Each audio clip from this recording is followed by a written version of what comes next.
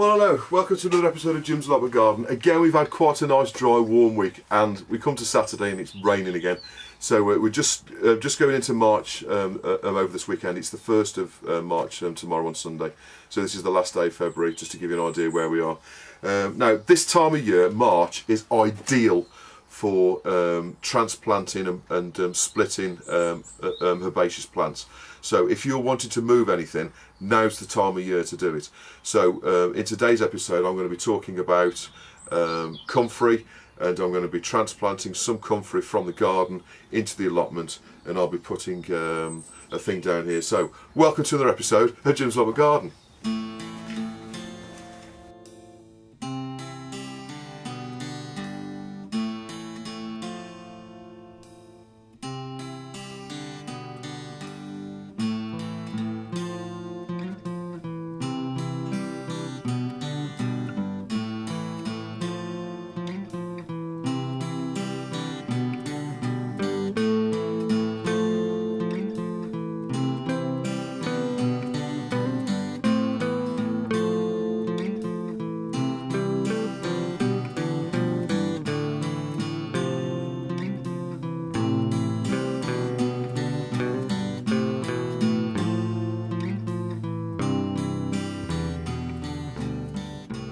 Okay, so we're going to talk about comfrey now. And now comfrey is it's a herb which is basically a perennial plant.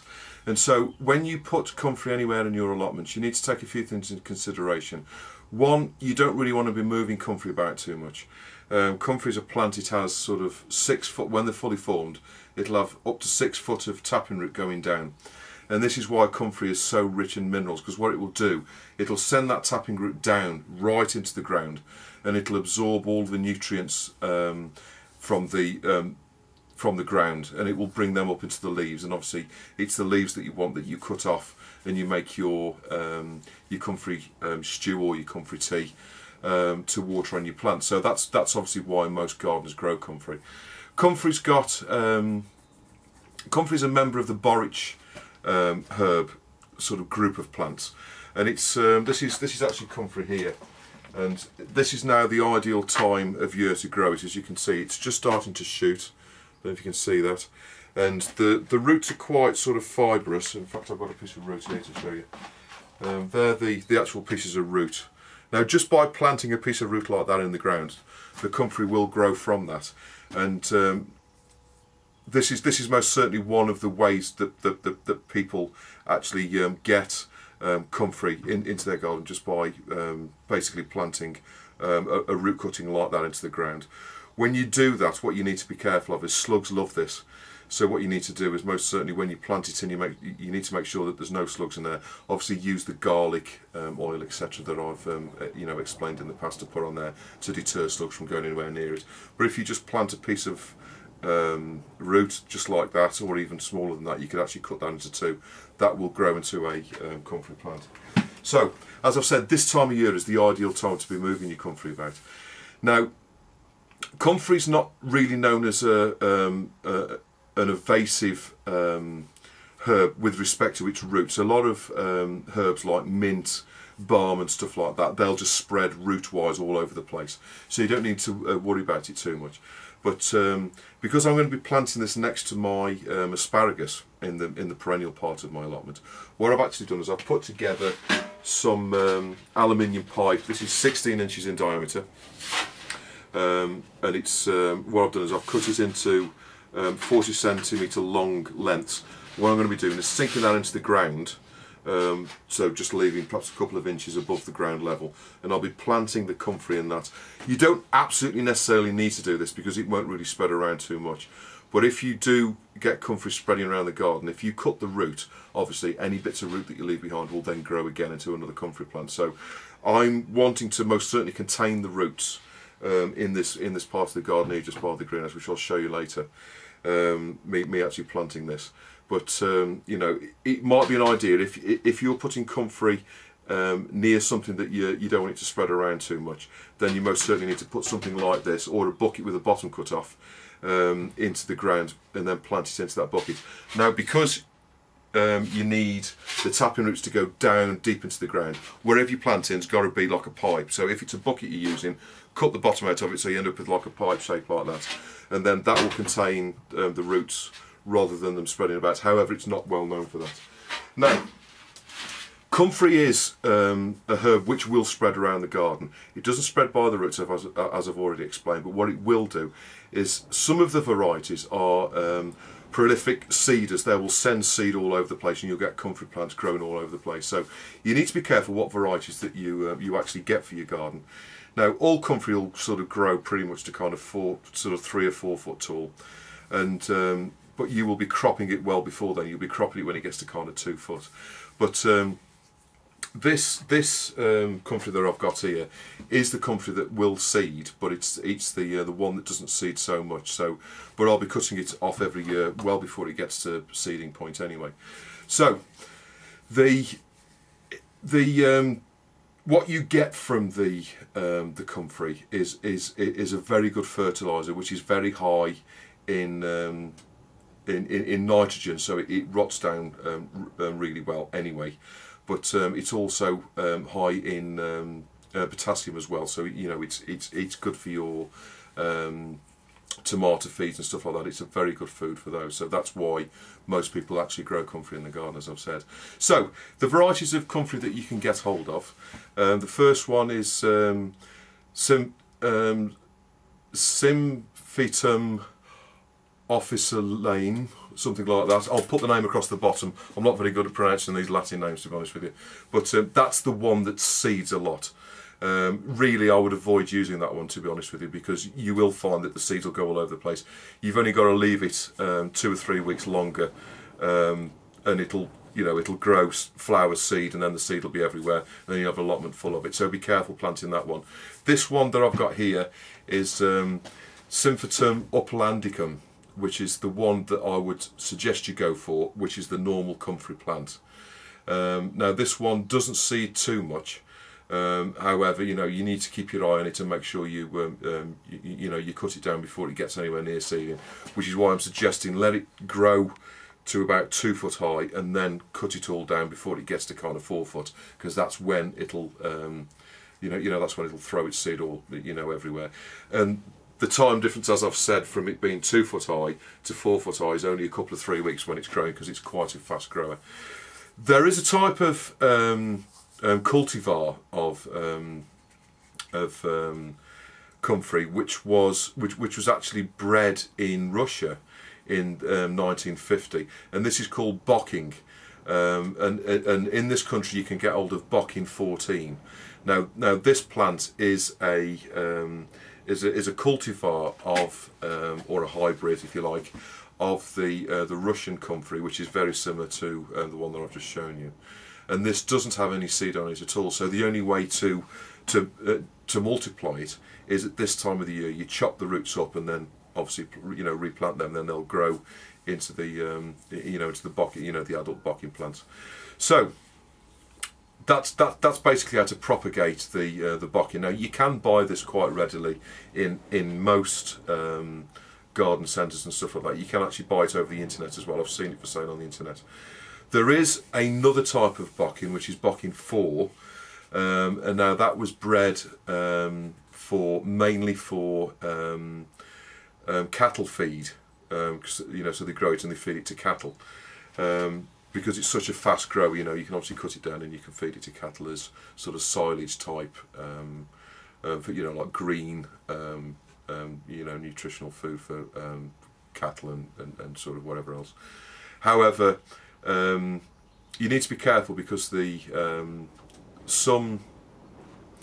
Bocking 4 variety of the plant isn't that readily available in the UK or in fact in Europe. I've not seen it for sale anywhere, most certainly in the UK.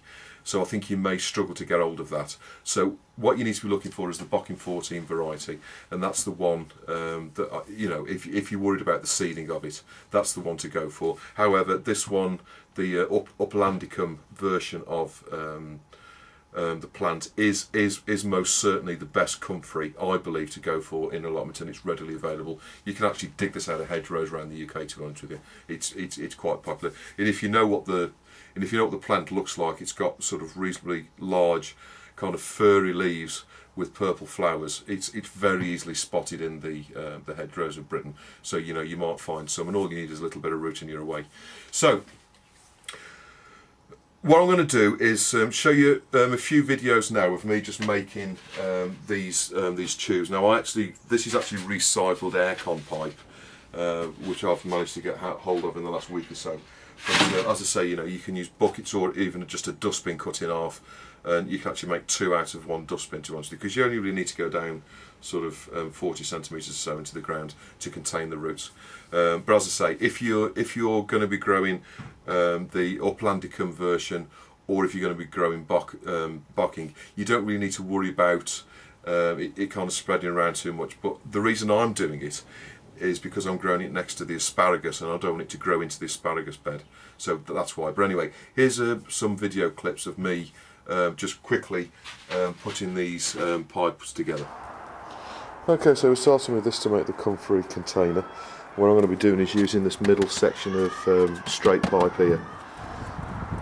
So the first thing I need to do is basically separate all of the steel and aluminium piping, and then I'll be using this middle section, so I'll take it all apart now.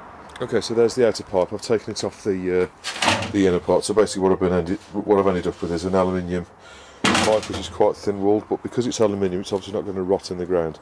Now I've measured it, and it's exactly 4 foot long, or 122 centimetres. So what I'm going to do now is cut this into 3 pieces, which are going to be 40.6 centimetres long, and I'm going to cut that with just a simple angle grinder, so I can form the 3 parts which I'm going to sink into the ground.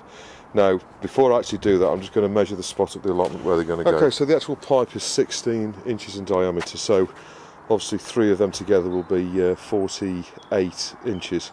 So what I'm going to do is dig a trench here, which is where the Comfrey is going to be moved to, and I'm going to be sinking those pipes into the ground here to stop, because the concern that I've got, obviously, is Comfrey is quite evasive, and the roots are going to go underneath the asparagus beds. So by putting the pipes in here, it's going to prevent the roots sort of working their way through into the asparagus and causing problems later on.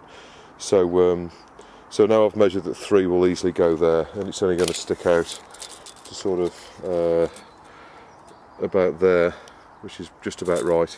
Those 3 parts will go in there quite nicely, so I'll go and cut it into 3 pieces. Okay, so just a couple of tips before I start to cut it. What I've done is I've drilled a hole above and below the line where I'm going to cut. You see this line here, that's where it's going to be cut. And I've just put another pop rivet above and below to keep the metal together, because obviously when I cut this I could potentially start to separate the two edges. So I've put a pop rivet, and I've replaced the one at the bottom, and that's quite easily done. Obviously I've showed you this before when I was doing other things, but there's a pop rivet gone. The pop rivet's the bit in the end. Pop rivet looks something like that, and basically all you need to do is just put it through the so there's the hole, look, and I've just put it through there, and just by squeezing this tool like that, it's easy to do it with 2 hands, but a little pop like that, and then there you see there's a pop rivet put in there. And these things are quite cheap to buy. Any hardware shop should sell you that for probably less than £10 with a load of pop rivets in there. So that's the pop rivet on the other side, just in there, as you see. So it's now all pop riveted together again. So I like to take out the end ones to get it off the joint parts that were in there.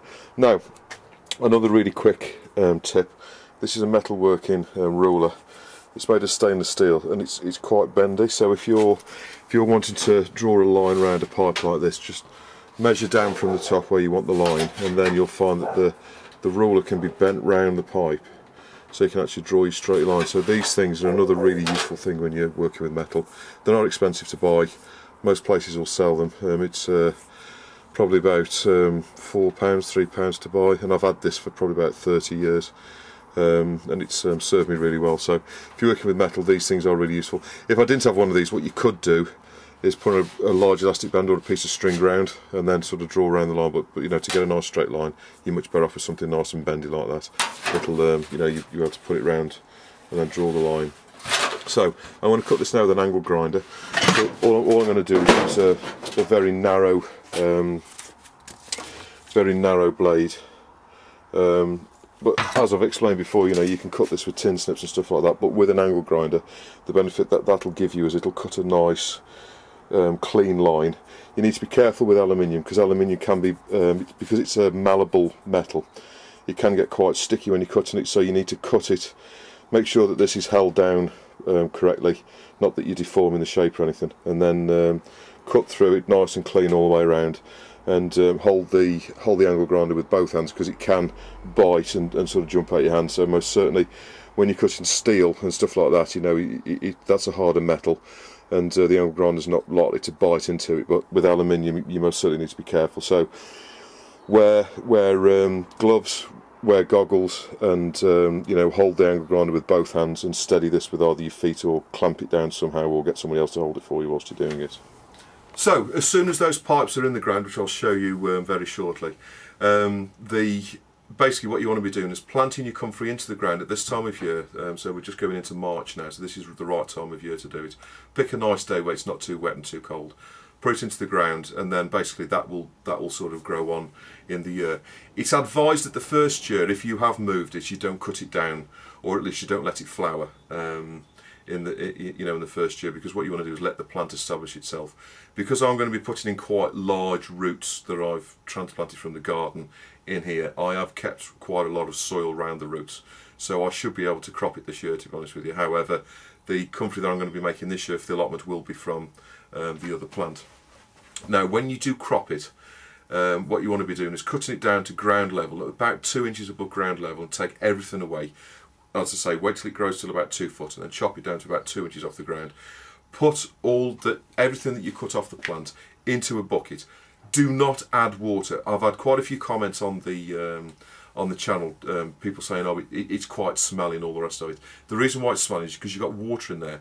What you need to do is put it in a bucket, something like like a trug or something like this, or as I've explained before in previous episodes, make yourself a container like this, where you can quickly sort of bottle off the juice afterwards. Put it in there, fill the box or the trug full of the comfrey leaves, and then just weight it down. Put yourself a tile or a little piece of slab on top of there, just to weight down. Don't add water. If you're going to keep it outside, cover the top with some plastic or something like that, and then over the space of 2 to 3 weeks, that'll all rot down and produce the juice that you want to make your water feed for your tomatoes and other plants. If you add water in there, you're also basically making the right environment for bacteria to grow. If you get bacteria in there, that's what's going to cause the smell. So don't add water to comfrey leaves at all. Put them in a trug, weight them down, or into a tub, and then put a cover over there, and then they will it'll all break down into the liquid, the juice of the comfrey leaves, and you'll be able to then sort of mix that 10 to 1 with water and water your greenhouse and and every other plant, which I've explained in the previous episodes. So, dependent on the weather, the temperature and everything else, the comfrey leaves will take 2 to 4 weeks to sort of quickly decompose, and they're not very high in carbon, so they will decompose quite quickly, and then from there, you'll be able to sort of water. So you should be able to crop comfrey probably about 4 to 5 times a year during the season. So your first cropping is going to be something like sort of mid-April, end of April. That's going to be your first cropping. You're going to get a couple of croppings in during the summer, and then towards the end of the year, sort of back August and stuff like that, really when you don't want the fertilizer anyway, what you need to do is let the comfrey grow and to bring strength back to the plant. Now, because comfrey is a herb, it doesn't like particularly wet conditions or particularly fertile conditions. Comfrey's quite happy in sort of reasonably infertile soil, but it needs to be well drained. It doesn't want to sit in water. But one thing that Comfrey does like is a bit of chicken manure. So what I'm going to be doing when I put it in the ground in a moment is I'm going to be digging a little bit of chicken manure into the ground. Now this piece of ground here, I've not put any fertiliser on, most certainly, in the last sort of 5 or 6 years anyway. So I know the ground's not particularly fertile. But what I will be doing is mixing a little bit of chicken manure in there with it, and a bit of straw, just to get the plants going this year.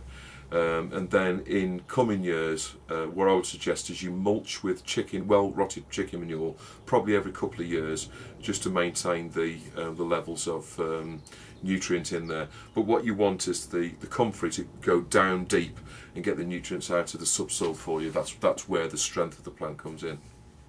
So comfrey is not only good for fertiliser; it's also good as a healing herb as well.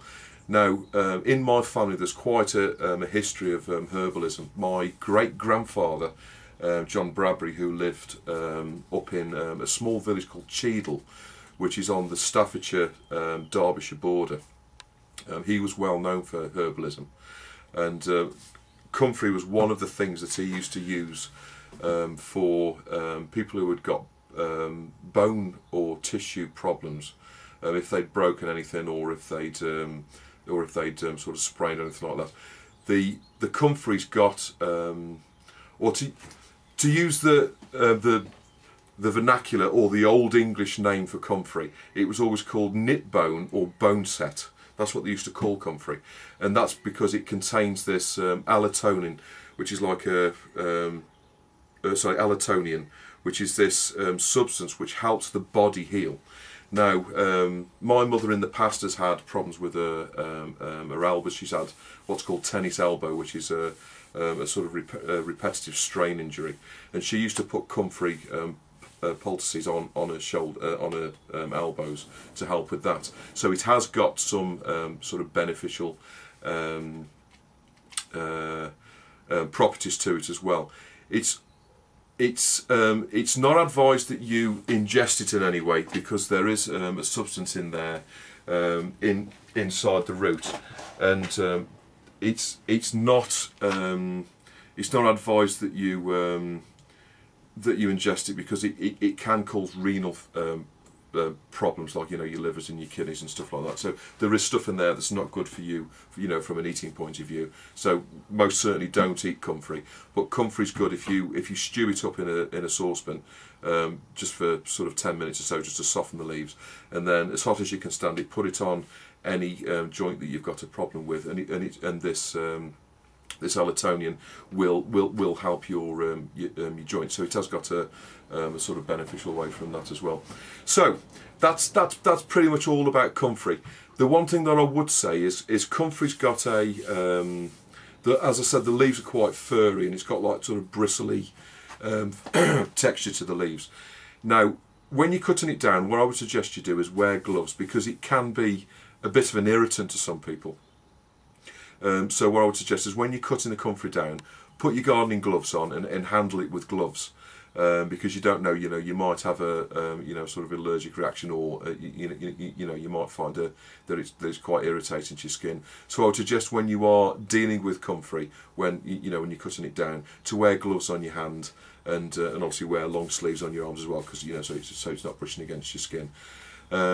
And that's pretty much all about comfrey. So what I'm going to do now is dig the ground out, and I'm going to prepare the ground, and I'll show you actually planting it into the ground. Okay, so this is the area where it's going to go. As you know, obviously this is where the asparagus is. So what I'm going to be doing now is digging out a trench here, which is where the comfrey is going to go. Obviously I'm going to remove all of this stuff here and these tiles, and I'm going to be sinking 3 of those pipes into the ground to plant the comfrey. Okay, so those are the 3 pipes that are going to be sunk into the ground. I've dug down through the subsoil, but as you can see, I've got a bit of sandstone down there, which I've been fetching out. There's some lumps there. So I'm just going to get my trusty pickaxe, and I'm just going to dig out as much of that as possible. So there's the comfrey. It's all in, and obviously when you transplant any kind of plant, what you should always do is make sure that you water it. You're not only giving the plant water, but you're also making sure that all of the soil washes down and gets around the roots. Now, because I've obviously disturbed the roots by by taking it out of the garden and bringing it up to the allotment. The roots will be a little bit damaged anyway, so the water intake of the plant is somewhat compromised. Particularly for this time of year when it's coming back to life, it's going to need all of that nutrient. So what I've done is given it a really good watering, and I've left the crowns of the comfrey proud of the ground, as you can see. I've also added some slug pellets on the top, because they are prone to being attacked by slugs. So obviously what I don't want to do is get any sort of slugs having a go at them in the next few weeks. So as soon as they're established, they'll be perfectly okay. And I've just dropped some well rotted wood chippings all the way around, just to tidy it up, and just to make sure that the moisture stays in there. Now, with the comfrey, what I'll do is pretty much leave it as it is. As soon as it starts to grow, what I might do is put a little bit of mulch around inside these, just to sort of protect them slightly. I don't really need to be worried about the frost on them, but what I might do is just put some more of this wood sort of around the top. But because of the danger of slugs getting to them, I haven't done that, because obviously the damp the damp environment may encourage slugs to go in there. So I've left the earth reasonably sort of clear, and I've put a few slug pellets on. So that's the comfrey in the position that it's going to be, and that'll be quite happy to shoot off there, and it'll serve me well over the next few years.